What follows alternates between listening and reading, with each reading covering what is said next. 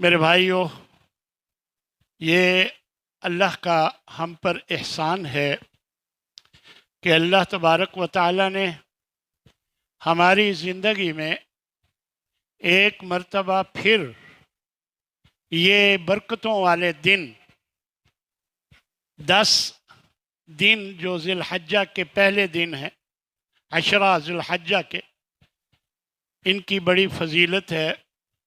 اللہ نے ہمیں اپنی زندگی میں ایک مرتبہ پھر موقع دیا کہ ہم ان دنوں کی فیوز و برکات سے مستفیض ہو سکیں۔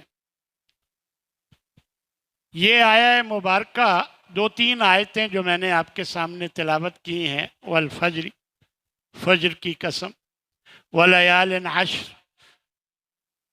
10 راتوں کی قسم، والشفع والوتر، طاق اور جفت دونوں کی قسم۔ تو حضرت عبداللہ بن عباس رضی اللہ تعالی عنہ کے مطابق ان 10 دنوں سے مراد، 10 راتوں سے مراد یہ 10 ذو الحجہ ہے۔ تو اللہ تبارک و تعالی نے ان دنوں کی خاص قسم کھائی ہے۔ والشفع، اور جفت، اس سے مراد یوم نحر ہے، یعنی قربانی کا دن 10 ذی الحجہ۔ والوتر، اور طاق، اس سے مراد 9 ذو الحجہ یوم عرفہ ہے۔ نبی کریم صلی اللہ علیہ وسلم نے فرمایا ہے، ما من ایام العمل الصالح فیہا احب الی اللہ من هذه الایام، یعنی ایام العشر۔ قالوا یا رسول اللہ ولا الجہاد فی سبیل اللہ؟ قال ولا الجہاد فی سبیل اللہ الا رجل خرج بنفسه وماله ثم لم يرجع من ذلك بشيء۔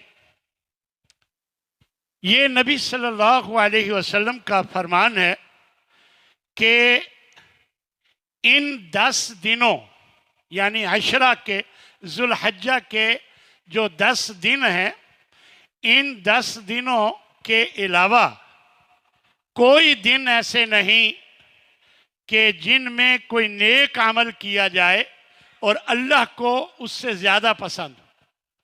یعنی ہر نیک عمل جو ان دنوں میں کیا جاتا ہے، باقی دنوں کی نسبت اللہ تبارک و تعالی کو ان دنوں میں نیک عمل زیادہ پسند ہے۔ قالوا یا رسول اللہ، صحابہ پوچھنے لگے، اے اللہ کے رسول، ولا الجہاد فی سبیل اللہ، اللہ کے راستے میں جہاد کرنے سے بھی زیادہ؟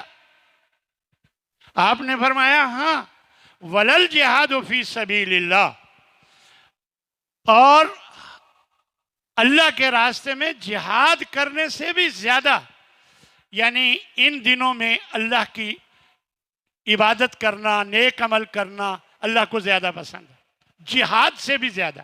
لیکن آپ نے ایک استثناء کر دیا، ہاں، الا رجل خرج بنفسہ ومالہ، ایک شخص اللہ کی راہ میں جہاد کے لیے نکلا، اپنا مال بھی لگایا اور اپنی جان بھی لگائی، اور ثم لم یرجع من ذلک بشیء، پھر اس میں سے کچھ بھی باقی نہ آیا، مال بھی لگ گیا، جان بھی اللہ کی راہ میں چلی گئی، یہ زیادہ مرتبے والا ہے۔ اس کے علاوہ باقی کوئی عمل، کوئی چیز ان دنوں کی عبادت سے زیادہ بہتر نہیں۔ یعنی آپ سمجھیں کہ اس حدیث سے یہ معلوم ہوتا ہے کہ وہ مجاہد اگر واپس آ جاتا ہے اور اللہ کے ہاں نہیں پہنچتا، شہادت نہیں ہوتی، تو بھی اس کا اجر ان دنوں کی عبادت سے کم ہے۔ یعنی اس سے بظاہر یہی معلوم ہوتا ہے، سوائے اس کے کہ وہ اللہ کی راہ میں شہید ہو جائے، اپنا مال بھی لگا دے، اپنی جان بھی لگا دے، پھر وہ زیادہ ہے۔ تو یہ نبی کریم صلی اللہ علیہ وسلم کا فرمان۔ میں سن رہا تھا شیخ عثیمین سعودی عرب کے مفتی اعظم ہیں، اللہ کے ہاں پہنچ چکے ہیں، اللہ تعالیٰ ان کی مغفرت فرمائے، ان کے درجات بلند فرمائے۔ ان سے پوچھا گیا کہ رمضان المبارک کے 10 دنوں میں، آخری 10 دنوں میں 2 رکعتیں پڑھنا زیادہ افضل ہے یا ذوالحجہ کے پہلے 10 دن میں 2 رکعتیں پڑھنا زیادہ افضل ہے؟ تو وہ فرمانے لگے کہ ذوالحجہ کے پہلے 10 دنوں میں 2 رکعتیں پڑھنا اور باقی جو بھی عمل ہے باقی سب دنوں سے زیادہ افضل ہے، زیادہ بہتر ہے۔ اب آپ اندازہ لگائیں، لیلۃ القدر خیر من الف شہر، یہ اللہ تعالیٰ نے فرما دیا کہ شب قدر کی عبادت 1000 مہینے کی عبادت سے بہتر ہے، افضل ہے۔ لیکن ان دنوں کی وہاں تو تعین ہو گیا کہ اتنی 1000 مہینے کی عبادت سے بہتر ہے، لیکن یہاں تعین نہیں ہے، یہاں عمومی بات کی گئی ہے کہ باقی سب دنوں سے، چاہے رمضان کے ہیں چاہے کوئی اور دن ہے، ان دنوں کی عبادت سے یہ 10 دنوں کی عبادت افضل ہے۔ اس کے بعد شیخ عثیمین یہ فرما کر آگے ایک بات کرتے ہیں، ہمارے علماء کو چاہیے کہ وہ عوام الناس کو یہ بات بتائیں کہ ان 10 دنوں کی عبادت بہت فضیلت رکھتی ہے۔ وہ عوام الناس نہیں جانتے، عوام الناس کو بتائیں کہ ان دنوں کی عبادت جو ہے، ہر نیک عمل بہت فضیلت کا حامل ہے، اللہ کو دوسرے تمام دنوں سے سب سے زیادہ پسند۔ یہ بات، یہ نکتہ، اور انہوں نے یہ بھی کہا کہ انہیں یہ بتائیں کہ عشرہ، آخری عشرہ رمضان المبارک کا ان سے بھی زیادہ افضل ہیں یہ دن، ان دنوں کی عبادت۔ تو یہ ان کو عوام الناس کو بتایا جائے، عوام الناس اس بات کو نہیں جانتے۔ تو میرے بھائیوں، مجھے ان کی یہ بات بہت اچھی لگی، تو میں نے مناسب سمجھا کہ آپ کو یہ واضح کر دوں آپ پر کہ اللہ تبارک و تعالیٰ نے زندگی میں اگر یہ دن ہمیں دے دیے ہیں تو ہمیں ان کا صحیح فائدہ اٹھانا چاہیے۔ نبی کریم صلی اللہ علیہ وسلم نے اس بارے میں ایک اور حدیث میں بیان فرمایا، وَمِنْ أَيَّامٍ أَعْظَمُ عِنْدَ اللَّهِ وَلَا أَحَبَّ إِلَيْهِ الْعَمَلُ فِيهِنَّ مِنْ هَذِهِ الْأَيَّامِ الْعَشْرِ، فرمایا کہ اللہ کے نزدیک سب سے زیادہ محبوب عمل ان دنوں میں کرنا باقی دنوں کی نسبت سب سے زیادہ محبوب ہے۔ فَأَكْثِرُوا فِيهِنَّ التَّهْلِيلَ وَالتَّكْبِيرَ وَالتَّحْمِيدَ، لہذا کثرت سے لا الہ الا اللہ، اللہ اکبر اور الحمدللہ، سبحان اللہ، کثرت سے یہ پڑھا کریں۔ یہ آپ صلی اللہ علیہ وسلم ارشاد فرماتے ہیں۔ انہی دنوں میں یوم عرفہ جو 9 ذی الحجہ ہے، اور انہی دنوں میں یوم نحر جو قربانی کا دن ہے، تو یہ سب فضیلت کے دن ہیں۔ تو ان دنوں میں ہمیں زیادہ سے زیادہ عبادت کرنی چاہیے، نفل پڑھنے چاہیے، روزے رکھنے چاہیے۔ روزوں کا بھی باقاعدہ ذکر ہے باقی دنوں میں، 9 ذی الحجہ کا تو ہے ہی ہے، باقی دنوں میں بھی روزوں کا ذکر ہے، لہذا صدقہ زیادہ کرنا چاہیے۔ اور جتنے بھی کام ہیں میں انشاءاللہ ایک ایک کر کے آپ کے سامنے وہ رکھوں گا احادیث کی روشنی میں۔ تو یاد رکھیں، رمضان المبارک نزول قرآن کی یاد دلاتا ہے، اور عشرہ ذوالحجہ تکمیل دین کی یاد دلاتا ہے، تکمیل دین کی یاد دلاتا ہے، کیونکہ انہی دنوں میں یہ آیت اتری تھی، الیوم اکملت لکم دینکم वअतममतु अलैकुम निअमती वरज़ीतु लकुमुल इस्लाम दीना, कि आज मैंने तुम्हारे दीन को मुकम्मल कर दिया। हज्जतुल विदा के मौका पर यह आयत उतरी थी, तो इन्हीं दिनों में उतरी थी। तो ये तुम पर अपनी नेमत पूरी कर दी और मैंने तुम्हारे लिए दीन इस्लाम को पर राज़ी हो गया, पसंद कर लिया। तो मालूम हुआ कि यौम ये जो 10 दिन हैं ज़ुल्हज्जा के, ये तकमील दीन के हवाले से हमें याद दिलाते हैं। इसलिए मेरे भाइयों, इन 10 दिनों की बहुत फिक्र करें। इसमें मुख्तलिफ काम है। एक बात जो पिछले जुमे बतानी चाहिए थी, मैं तो नहीं था, शायद आपके इल्म में हो, कि चांद नज़र आने से पहले अपने नाखून, अपने बाल वगैरह पहले ही कटवा लेने चाहिए, क्योंकि नबी सल्लल्लाहु अलैहि वसल्लम ने यही फरमाया, इज़ा रअयतुमुल हिलाल ज़िल हज्जा फ़इज़ा अहदुकुम व अरादा अहदुकुम अन युज़हिया फलयुमसिक अन शअरिही व इज़फ़ारिही। मुस्लिम की ये रवायत है कि अगर कोई कुर्बानी का इरादा करना चाहता है तो जब वो चांद देख ले ज़िलहज्जा का, तो फिर वो अपने बालों को, अपने नाखून को काटने से रुका रहे, यानी इससे पहले पहले काट ले। ये एक बात थी जो मैं याद दहानी के तौर पर आपके सामने रखना चाह रहा था। अशरा ज़िलहज्जा में जो करने के काम है, मुस्तहब आमाल, उनमें हज है, उम्रा है। ये तो किस्मत वालों को ही नसीब होता है। और इसके अलावा दूसरे नंबर पर रोज़ा रखना है। रोज़ा रखने का अमल जो है बाकी दिनों में भी बहुत फजीलत का हामिल है। ख़ास तौर पर जो दिन ये 10 दिन हैं, इन दिनों में रोज़ा रखना बहुत फजीलत का हामिल है। लिहाजा कोशिश करें कि इन दिनों में जितने भी रोज़े रख सकें, क्योंकि हर अमल का बहुत अजर है। लिहाजा इन दिनों में रोज़ा रखने का भी बहुत अजर मिलेगा। तो अज़वाज मुतहरात से ये मरवी है कि रसूलुल्लाह सल्लल्लाहु अलैहि वसल्लम यसूमु तिस्अ ज़िलहज्जा व यौम आशूरा व सलासत अय्यामिन मिन कुल्ल शहर।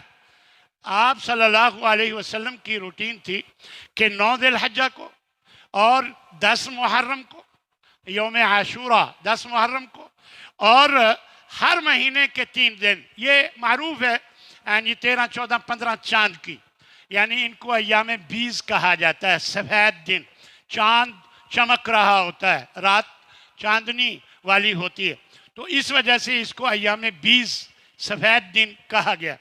तो इन दिनों में 3 रोज़े हर महीने रखना, और बाकी ज़ुल्हज्जा की 9 और यौम आशूरा, ये रोज़े नबी करीम सल्लल्लाहु अलैहि वसल्लम रखा करते थे। बल्कि एक रवायत में तो ये भी आता है, सौम यौम अरफा था अहतसिबु अलल्लाह, मुझे उम्मीद है कि जो यौम अरफा का रोज़ा रखेगा, अन युकफ्फिर सनत अल्लती क़ब्लहु वल्लती बादहु, कि उसके पिछले साल के और अगले साल के गुनाह अल्लाह माफ़ फरमा देगा।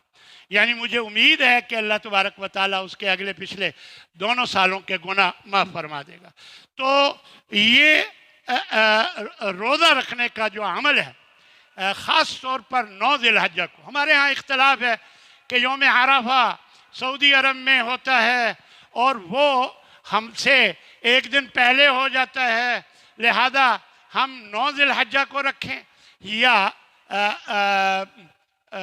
उस दिन रखें जिस दिन वहाँ यौम अरफा होता है।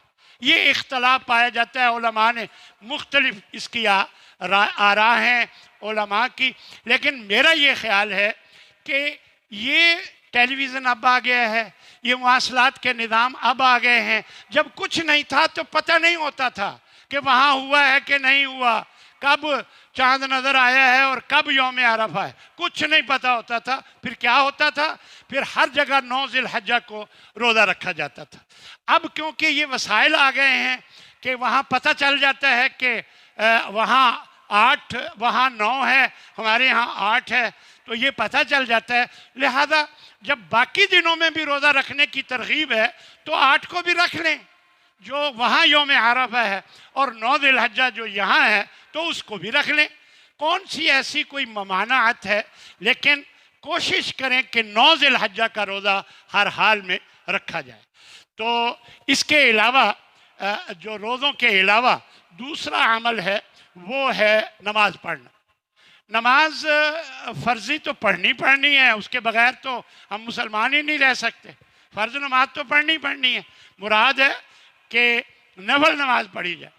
اللہ تبارک و تعالیٰ نے ایک حدیث قدسی میں نبی صلی اللہ علیہ وسلم بتاتے ہیں، فرماتا ہے اللہ تبارک و تعالیٰ، جب تک بندہ میرا قرب حاصل کرنے کے لیے نفل پڑھتا ہے تو میں اس سے محبت کرنے لگ جاتا ہوں۔ اللہ فرماتا ہے میں اس سے محبت کرنے لگ جاتا ہوں بھائی، اور جب میں اس سے محبت کرتا ہوں کنت سمعہ الذی یسمع بہ، میں اس کا کان بن جاتا ہوں جس سے وہ سنتا ہے، یعنی میں اس کے کان کو توفیق دیتا ہوں کہ وہ اس کا غلط استعمال نہیں کرتا، اللہ کی مرضی کے مطابق اس کا استعمال کرتا ہے، غیبت نہیں سنتا، گانے نہیں سنتا، غلط باتیں نہیں سنتا۔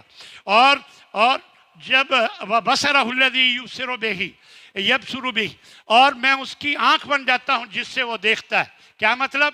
میں اس کی آنکھ کو توفیق دیتا ہوں کہ وہ سیدھے راستے پر رہے، غلط جگہ نہ دیکھے، غلط طرف نہ دیکھے، یعنی اس کی آنکھ کو میں غلطیوں سے بچا لیتا ہوں۔ اور وَيَدَهُ الَّتِي يَبْطِشُ بِهَا، میں اس کا ہاتھ بن جاتا ہوں جس سے وہ پکڑتا ہے، یعنی اس کے ہاتھ کو توفیق دیتا ہوں کہ وہ غلط استعمال نہیں کرتا۔ وَرِجْلَهُ الَّذِي يَمْشِي بِهَا، اور میں اس کی ٹانگ بن جاتا ہوں جس سے وہ چلتا ہے، تو یعنی اس کی ٹانگ کو غلط طرف جانے کی توفیق نہیں دیتا۔ یعنی اس طرح اللہ تبارک و تعالیٰ نفل پڑھنے والے کے لیے یہ بات بیان فرماتا ہے۔ یہ حدیث قدسی ہے۔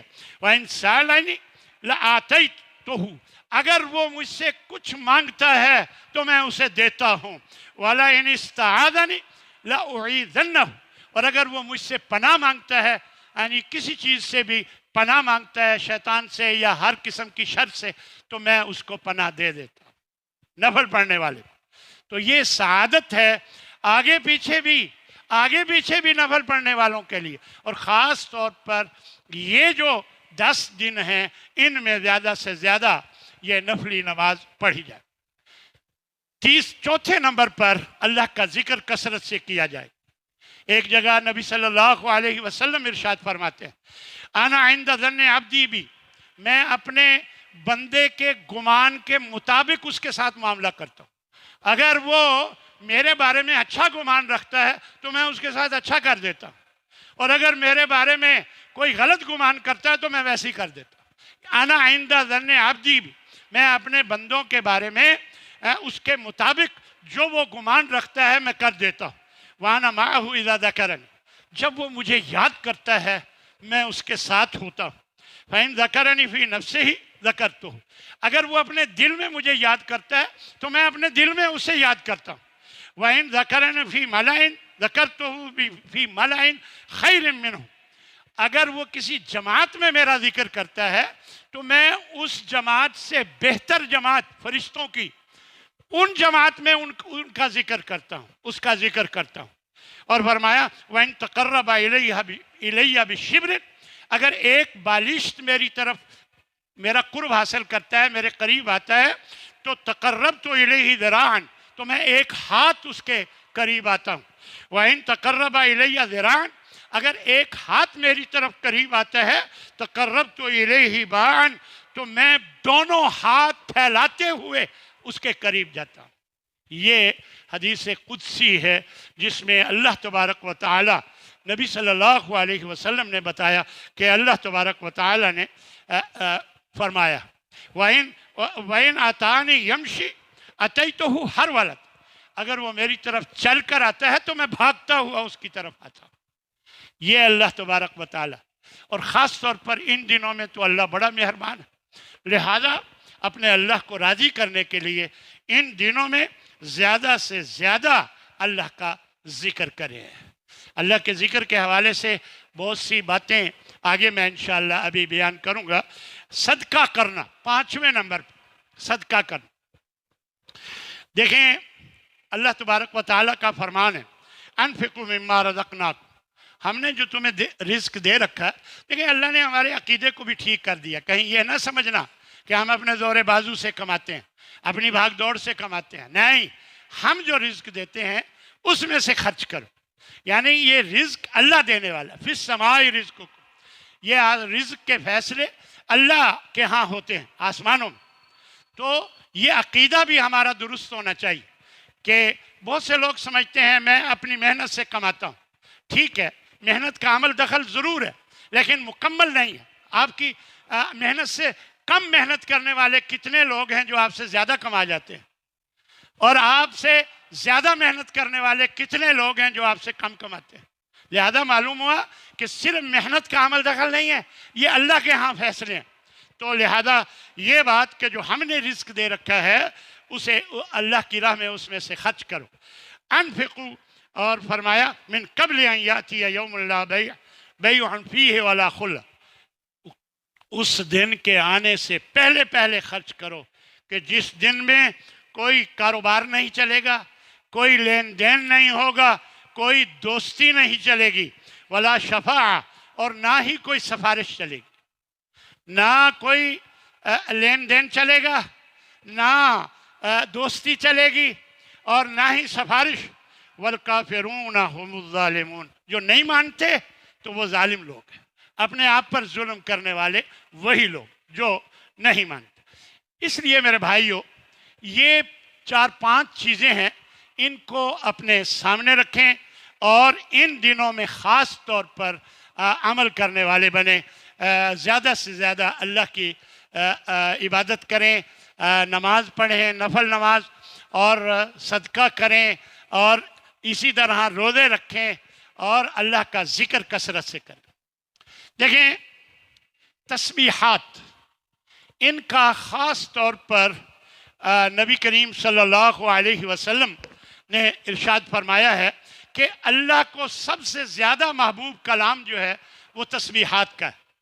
تسبیحات کیا ہیں؟ سبحان اللہ، والحمدللہ، ولا الہ الا اللہ، واللہ اکبر۔ یہ جو کلمات ہیں اللہ کو بہت پسند، یہ نبی صلی اللہ علیہ وسلم نے فرمایا احب الکلام الی اللہ اربع، سب سے زیادہ 4 کلام ایسے ہیں، کلمے جو اللہ کو بہت پسند ہے۔ کیا؟ اور پھر ایک اور بات بھی بیان فرما رہی کہ کوئی حرج نہیں بِأَيِّهِنَّ بَدَاتْ، ان میں سے کسی کو پہلے کسی کو بعد میں کر دو، کوئی فرق نہیں پڑتا، یہ بھی اجازت دے دی، یعنی آگے پیچھے ہو جائے کوئی مسئلہ نہیں، آپ نے یہ کلمات ادا کرنے ہیں، آگے پیچھے ہونے کی کوئی نقصان نہیں۔ سبحان اللہ، والحمدللہ، ولا الہ الا اللہ، واللہ اکبر، یہ 4 کلمات اللہ کو بہت پسند۔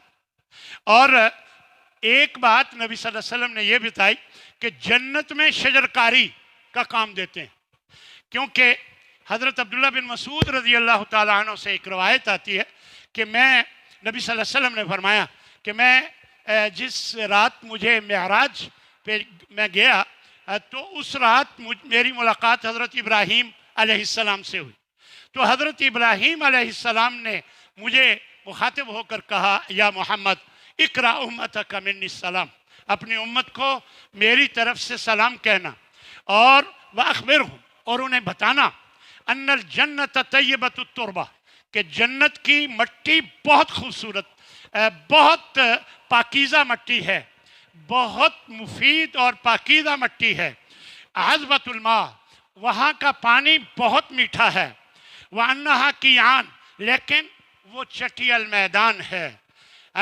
وَغِرَاسُهَا، اور اس کی جو شجرکاری ہے، درخت لگانے کا عمل، وہ ہے سبحان اللہ۔ یہ میری امت کو، اپنی امت کو بتا دینا، یہ حضرت ابراہیم علیہ السلام فرما رہے ہیں نبی صلی اللہ علیہ وسلم، اور آپ صلی اللہ علیہ وسلم نے پھر ہمیں یہ پیغام حضرت ابراہیم علیہ السلام کی طرف سے امت کو دیا ہے کہ یہ سبحان اللہ، والحمدللہ، ولا الہ الا اللہ، واللہ اکبر، یہ شجرکاری ہے، یعنی آپ یہ پڑھیں گے آپ کی جنت میں درخت لگتے جائیں گے.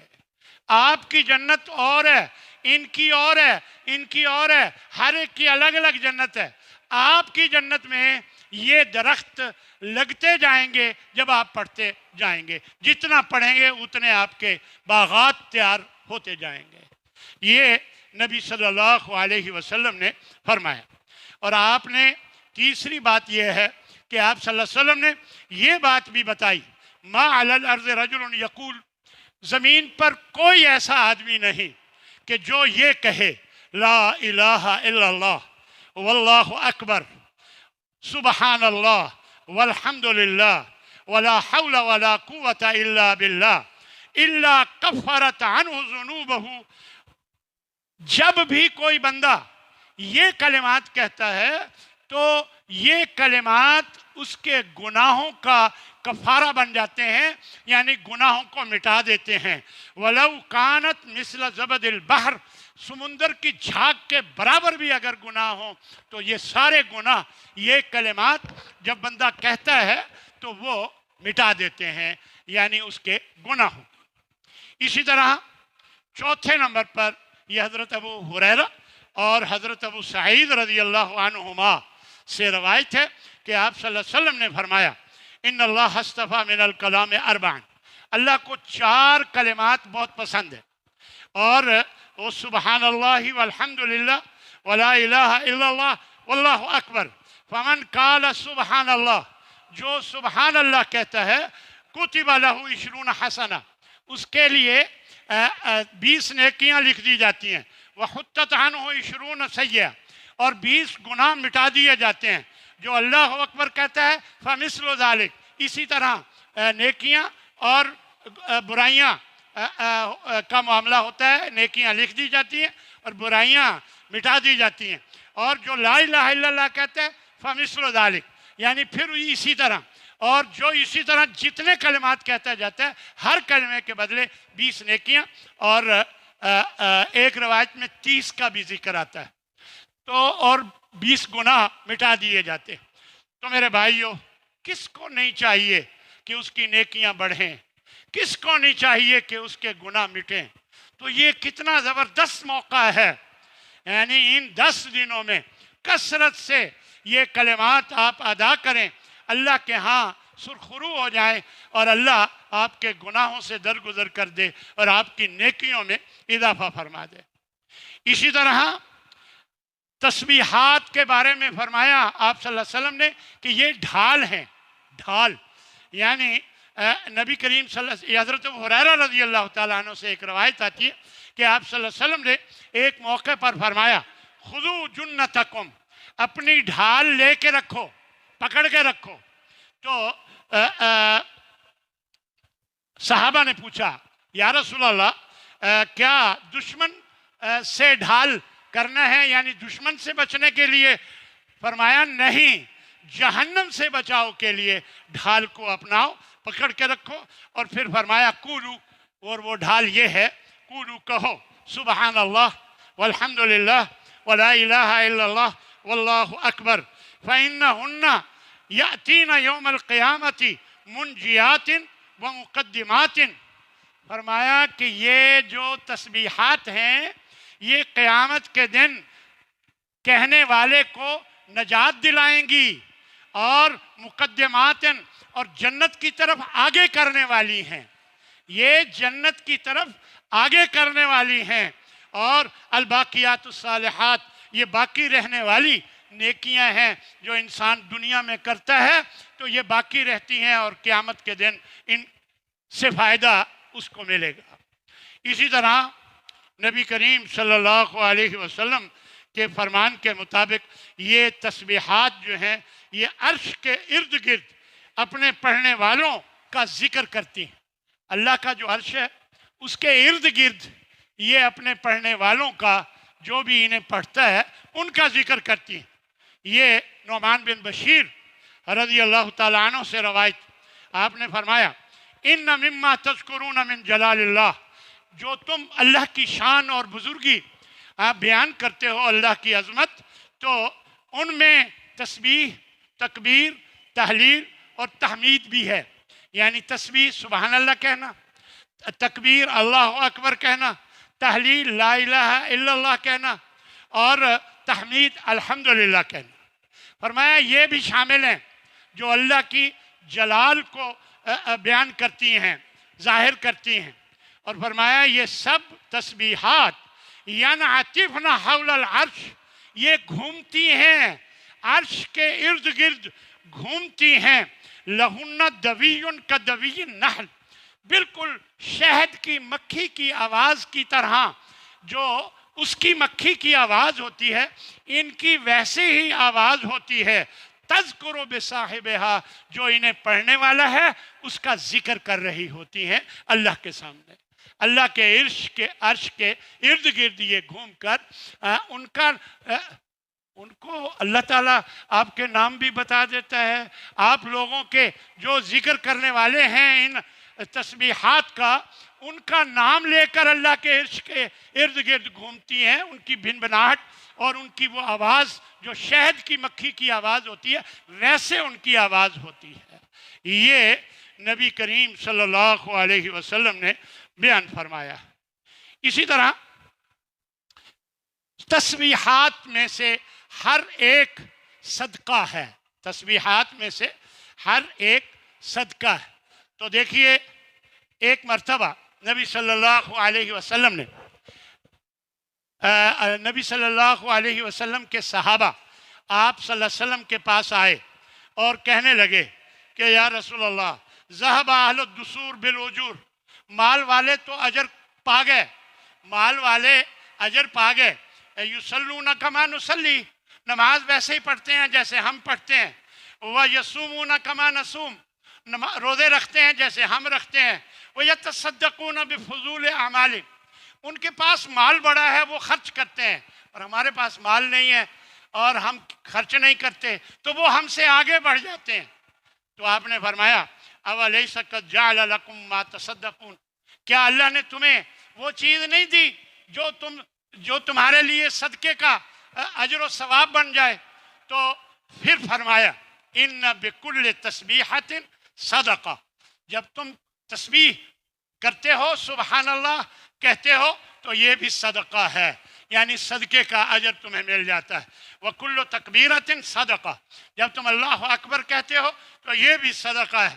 وَكُلُّ تَحْمِيدَةٍ صَدَقَةٍ، جب تم الحمدللہ کہتے ہو تو یہ بھی صدقہ ہے۔ وَكُلُّ تَحْلِيلَةٍ صَدَقَةٍ، اور جب تم لا الہ الا اللہ کہتے ہو تو یہ بھی صدقہ ہے۔ اور وَأَمْرٌ بِالْمَعْرُوفِ صَدَقَةٍ، جب تم نیکی کا حکم دیتے ہو یہ بھی صدقہ ہے۔ وَنَحْيٌ عَنِ الْمُنْكَرِ صَدَقَةٍ، اور جب تم برائی سے روکتے ہو تو یہ بھی صدقہ ہے۔ اللہ نے تمہارے لیے بھی صدقہ دینے کا، صدقہ کرنے کا بندوبست کر رکھا ہے۔ ایک یہاں تو نہیں ہے، ایک روایت میں آتا ہے وہ مالداروں کو بھی پتہ چل گیا، انہوں نے پھر یہ تسبیحات جو اللہ کے نبی نے ان کو بتائی تھی غریب لوگوں کو، انہوں نے بھی پڑھنا شروع کر دیا۔ تو پھر آگے یا رسول اللہ اب وہ بھی پڑھتے ہیں، اب پھر وہ آگے، پھر آپ نے فرمایا ذالک فضل اللہ یؤتیہ من یشاء، یہ اللہ کا فضل ہے جسے چاہتا ہے وہ دے دیتا ہے۔ تو میرے بھائیو یہ بہت بڑی غنیمت کی بات ہے کہ اللہ نے ہمیں یہ موقع دیا ہے تو ہم اس موقع سے صحیح فائدہ اٹھائیں۔ یہ تسبیحات رسول اللہ صلی اللہ علیہ وسلم کو سب سے زیادہ محبوب تھی۔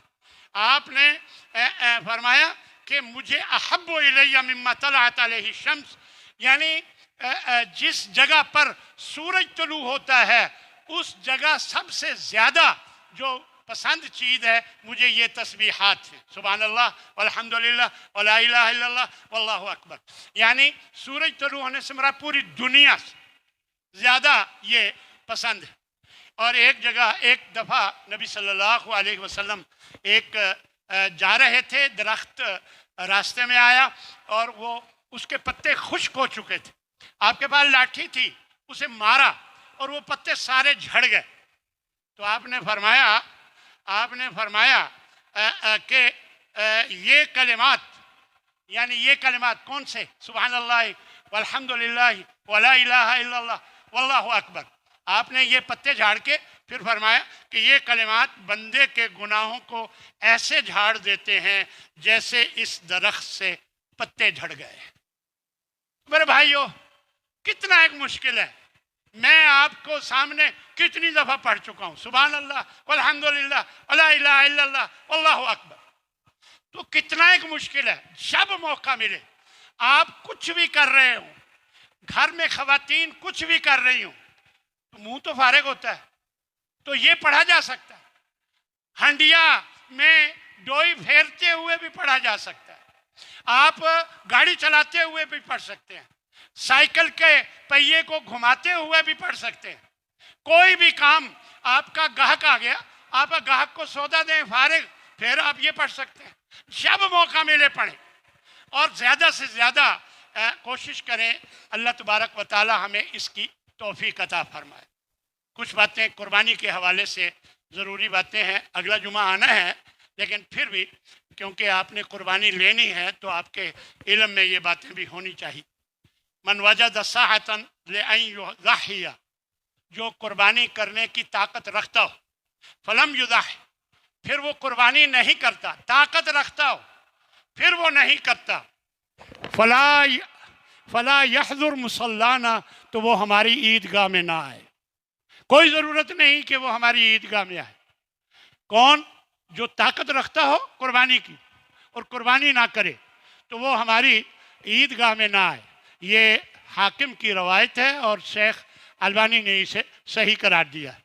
پھر آپ صلی اللہ علیہ وسلم کا فرمان ہے کہ اے لوگو، ان علی کل اہل بیت فی کل عام اضحیہ، کہ ہر سال ہر گھر پر، ایک گھر پر، گھر کے سربراہ کے ذمے ایک قربانی، فی کل عام، ہر سال، یعنی بظاہر اس میں یہ لگ رہا ہے کہ ایک گھر پر ایک قربانی لازم ہے۔